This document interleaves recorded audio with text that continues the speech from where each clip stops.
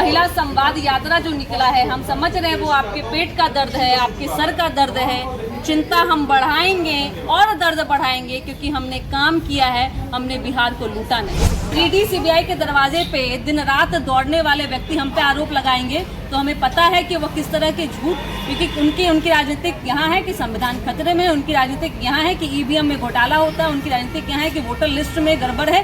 तो ऐसी राजनीतिक कर करके कोई भी उनको फायदा नहीं होने वाला। थोड़ा बताइएगा कि पटना में कितना जमीन है तेजस्वी जी, पटना से बाहर कितनी संपत्ति है, कितना बैंक बैलेंस है, उन शराब कारोबारियों से कितना आपने चंदा लिया है, उस पे भी बोलिएगा।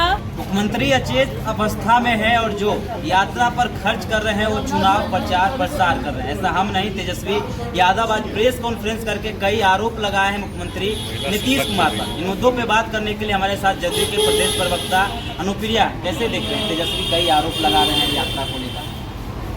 तेजस्वी यादव जी सचेत हो जाइए, हम अचेत नहीं, आपको सचेत करने आए हैं, आपको जगाने आए हैं। सिर्फ सपना देखना छोड़ दीजिए, क्योंकि महिला संवाद यात्रा जो निकला है, हम समझ रहे हैं वो आपके पेट का दर्द है, आपके सर का दर्द है। चिंता हम बढ़ाएंगे और दर्द बढ़ाएंगे, क्योंकि हमने काम किया है, हमने बिहार को लूटा नहीं।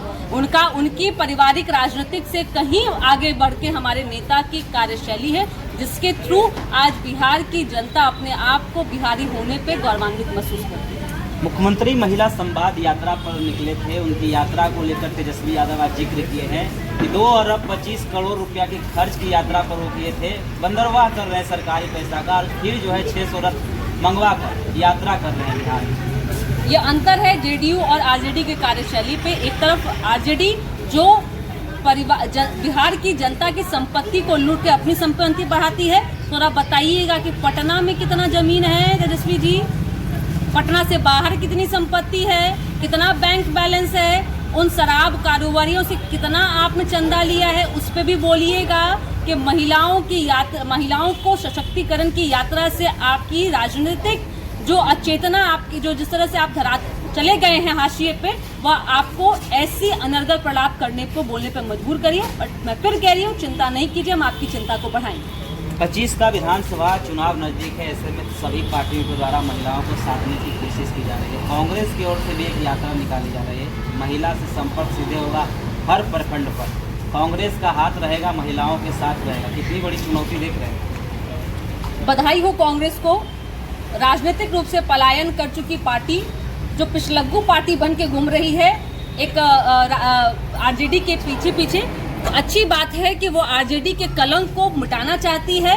मैं उनको एक बात सुझाव देना चाहूंगी कि वह आरजेडी के दामन को छोड़ा करके पूरे बिहार में खुद से वो चुनाव लड़े, तो शायद उनको पता चलेगा। देखिए, दोनों एक ही तरह के दल हैं, पारिवारिक दल है, परिवार की राजनीति करने आते हैं। और माननीय मुख्यमंत्री जी को बधाई कि उनकी कार्यशैली और उनके दृढ़ संकल्प के कारण आज सभी दल महिलाओं की चिंता कर रहे हैं। नहीं तो माई बहन योजना तो हमने देखा कि जब लालू जी जेल जाएंगे तो राजमाता बनेंगे मुख्यमंत्री, जब लालू जी को प्रचार में जाएंगे तो सिर्फ बेटियों के प्रचार में जाएंगे, अन्य बेटियों के प्रचार में वो नहीं जाते। 2024 का लोकसभा चुनाव यह निश्चित रूप से दर्शा रहा था कि जहां उन्होंने चुनाव प्रचार में अपने स्वास्थ्य को एक विघ्न बाधा बताते हुए कि हम अस्वस्थ इसलिए नहीं जाएंगे, लेकिन बेटियों की जब बात आती है तो वो आगे निकलते।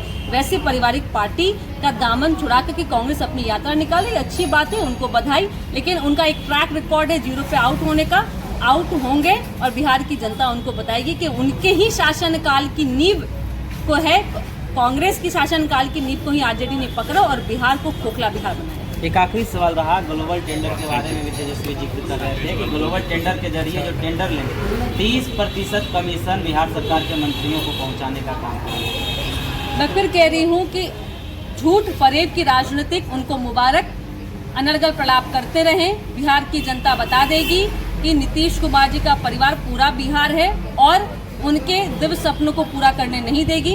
इस तरह की बातों से बिहार की जनता बिल्कुल भी दिग्भ्रमित नहीं होगी, क्योंकि इनको पता है कि बिहार एकमात्र व्यक्ति हैं जिन्होंने सुरक्षित रखा है बिहार को, वो नीतीश कुमार है। लेकिन आरोप तो लगा रहे हैं कि 30% कमीशन मंत्रियों को जाएगा। ईडी सीबीआई के दरवाजे पे दिन रात दौड़ने वाले व्यक्ति हम पे आरोप लगाएंगे तो हमें पता है कि वो किस तरह के झूठ, क्योंकि उनकी राजनीतिक यहाँ है कि संविधान खतरे में है, उनकी राजनीतिक यहाँ है कि ईवीएम में घोटाला होता है, उनकी राजनीतिक यहाँ है कि वोटर लिस्ट में गड़बड़ है। तो ऐसी राजनीतिक कर करके कोई भी उनको फायदा नहीं होने जा रहा। चलिए, बहुत बहुत धन्यवाद। हमारे साथ अनुप्रिया थी। देखिए, जिस तरीके से तेजस्वी यादव आज प्रेस कॉन्फ्रेंस किए हैं, महिला संवाद यात्रा का वे जिक्र कर रहे थे और कई आरोप जदयू समेत एनडीए पर लगाते हुए नजर आ रहे थे। उन तमाम सवालों पर खंडन करती हुई नजर आ रही थी। बाकी बात इस वीडियो के माध्यम से अपनी प्रतिक्रिया जरूर दें और ऐसे ही खबरों से रूबरू होने के लिए देखते रहिए आगाज फर्स्ट न्यूज।